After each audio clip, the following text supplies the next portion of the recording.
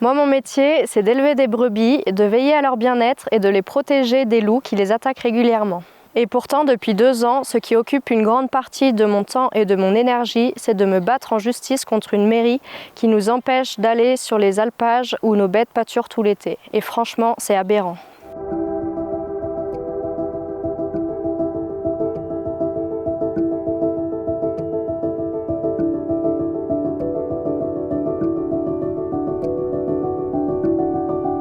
Comme beaucoup d'éleveurs installés en zone de montagne, nous avons une ferme qui est située dans la vallée. Et pendant tout l'été, nos bêtes transhument en alpage sur des terres qui sont louées à une commune. Je ne vais pas rentrer dans les détails juridiques car c'est compliqué, mais on avait 2 contrats avec la mairie pour chacun des côtés de la montagne. La mairie les a dénoncés et c'est pour ça que nous sommes en négociation avec elle depuis plus de 2 ans et même en procédure judiciaire depuis 1 an. Il faut savoir que la Savoie est dans le top 3 des départements qui ont subi le plus d'attaques de loups en 2023, avec plus de 1000 bêtes prédatées. Nous, on a perdu une vingtaine de brebis ces 2 dernières années. Pour protéger nos troupeaux des attaques de loups, on n'a pas 36 solutions. La première, c'est d'avoir des bergers qui surveillent nos troupeaux et qui les rentrent dans des parcs en clôture électrifiée chaque soir.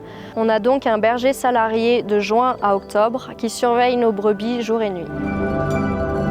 La seconde solution, ce sont les patous, ces chiens de protection qui surveillent nos brebis. Et c'est justement ce que nous reproche la commune. Selon elle, les patous mettent en danger les randonneurs. Ce qui est faux, car nous mettons tout en œuvre pour que la cohabitation se passe bien en sélectionnant et en éduquant nos chiens.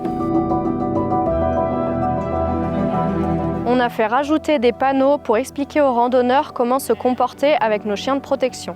La journée, une grande partie de nos estives sont clôturées et les patous restent à l'intérieur, mais malgré ça, on n'a pas réussi à trouver une solution à l'amiable avec la mairie. Depuis 2023, la transhumance est reconnue comme patrimoine culturel immatériel de l'humanité par l'UNESCO. Et c'est normal car c'est une pratique ancestrale très vertueuse. Pendant les 4 mois où nos brebis pâturent en altitude, elles jouent un rôle essentiel pour la biodiversité. Elles entretiennent nos paysages et nos sentiers et elles aident à lutter contre les avalanches.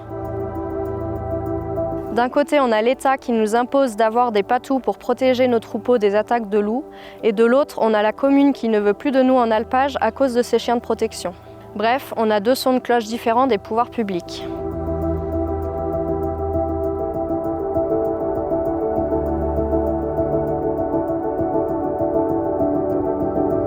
En conclusion, ce que je voudrais dire, c'est que cette bataille judiciaire, pour moi, elle n'a aucun sens. Nous, les éleveurs, on ne mérite pas tout ça.